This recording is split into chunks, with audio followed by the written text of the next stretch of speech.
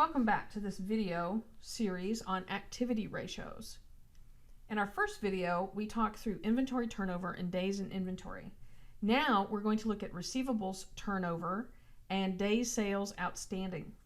So in order to calculate a receivables turnover, we look to the income statement. So for Amazon, stock symbol AMZN, if you look at finance.yahoo.com and you pull up that stock symbol, you'll find that on the income statement for Amazon, their net sales or total revenue is $107,006,000 for 2015.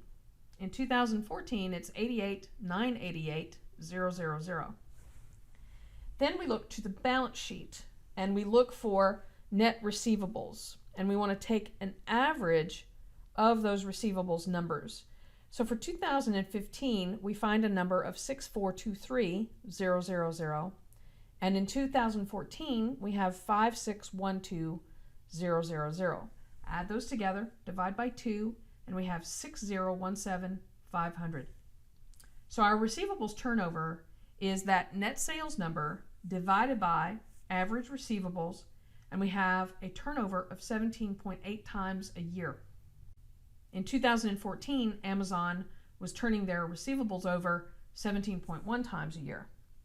So this means that that receivables number is turning into cash 17 times or nearly 18 times in a year.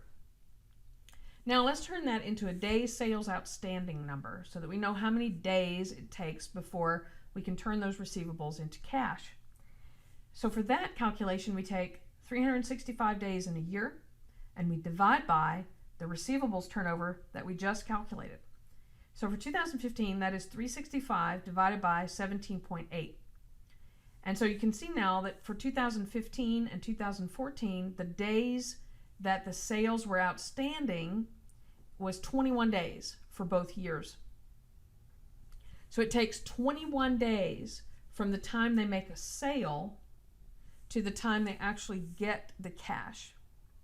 So this again is a cycle that represents how quickly Amazon can convert their receivables to cash.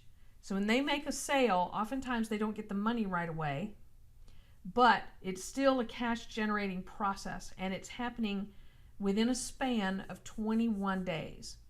So, that probably looks pretty good, but again, like I said on video 1, you might need to compare this against competitors in the industry. And the second way that we can verify that these numbers are good or not is that we're ultimately, at the end of this video series, we will be calculating a cash conversion cycle. And that's going to give us a pretty good idea for Amazon how well they manage their cash. So stay tuned, and I look forward to seeing you on the next video.